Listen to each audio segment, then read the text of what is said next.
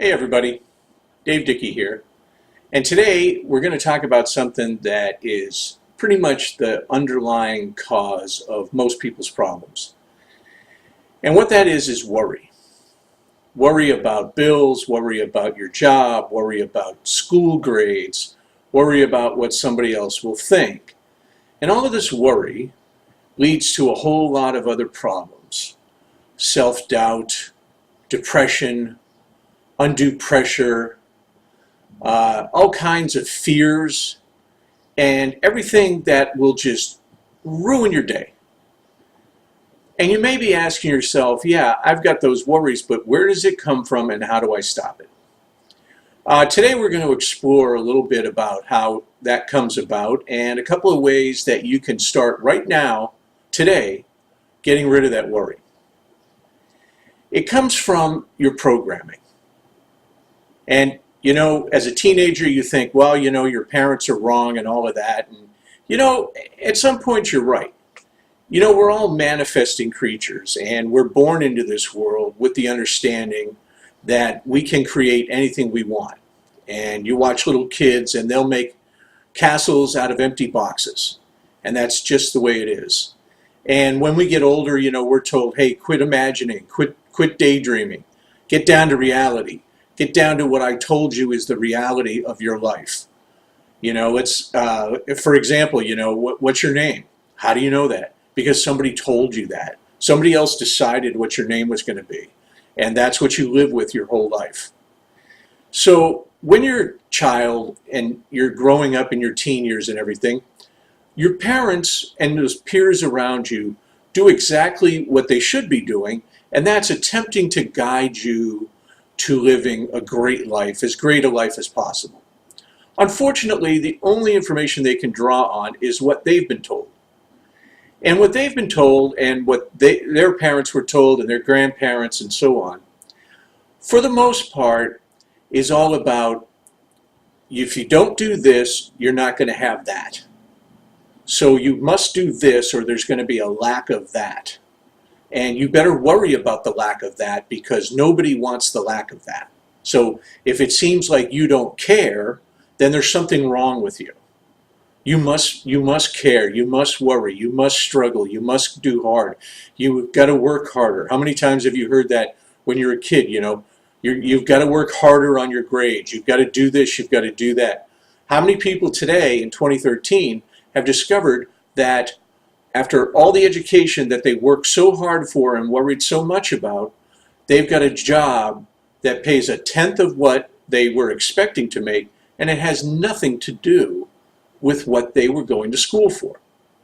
How many people, raise your hands, I know there's a bunch of you out there that either are in that same position or you know at least 3 people that are in that position. And we're not talking about stupid kids that partied through college. We're talking about people that put their nose to the grindstone, worked every day, you know, did the teenage thing, but you know, they're graduates from UC and Notre Dame and BU and all these other great colleges, and they can't get anything done. And now they're worrying because they were told to worry, all right? The programming in the beginning, don't touch that, you're going to get burnt, okay? So if you don't listen to me, something negative is going to happen. So you must listen to me so that negatives won't happen. However, the only thing that you were ever taught most of the time was negative stuff. You can't do this. You have to do this. How many times did your parents say, because I said so? Now, I'm not here to bag on parenting. That's not why we're having this discussion. We want to get to the root of why people worry on a constant basis about stuff. The problem here that results from all this worrying is that, let's say for instance, you want a new car and you believe you don't have enough money for it. You look in your bank account, oh, I don't have enough money for the car, but your old car is dying, okay? So you start worrying about the old car. And you start worrying about the problems, and you start worrying about the lack of money. And you're consumed on a daily basis by, oh my God, what if the car breaks down? Oh my God, I don't have enough money. But how much thought do you really give to the new car or another car? How much focusing do you do on that? Very minimal. because of your programming. You've been programmed to worry more than to produce results. And that's what my goal is, to reach out to everybody and stop the madness. There's no reason that this needs to continue. Look around the world, you'll hear about the law of attraction, you'll hear about manifesting, you'll hear about creating, and it does work. You have to put some time into it, you have to put effort into it, because imagine you've got so many years of bad programming. Let's say you took a computer, because your brain is like a computer, and you had 10,000 pages and the programming was wrong on every 5th page. How long would that take you to fix? It would take you a long time. This is exactly what I'm talking about. You need to reprogram yourself, but not in a very different way. And I'm going to give you a technique right now that you can start right now today. Okay? Here you go. What I want you to do is I want you to spend twice a day, 10 to 15 minutes each time. Okay? So at the max, a half an hour a day. All right? So don't watch a soap, or, don't talk to somebody at break about how horrible your life is. Relive a moment in your life when you were ultra happy. Let's say, for instance, you went to Vegas and you hung out with a buddy for the weekend, and you had hot tubs and you had champagne and people were just waiting on you hand and foot, and it was one of the best times in your entire life. Those kind of times you remember for a long, long time. What I want you to do is I want you to sit back in those 10 or 15 minutes twice a day, and I want you to go back to that time. I want you to block out everything. Don't waste your time smoking a cigarette. Don't waste your time talking to people at work or whatever about negative stuff. I don't want you to do that. I want you to put yourself alone. Nobody can bother you. 10 or 15 minutes twice a day. And I want you to go back to that awesome time.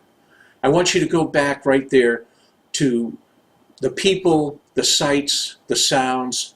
Let's say you were in a jacuzzi. How did that water feel on your skin? How relaxed? And do you remember closing your eyes and just giving a big, deep sigh because you were so happy and you just never wanted it to end?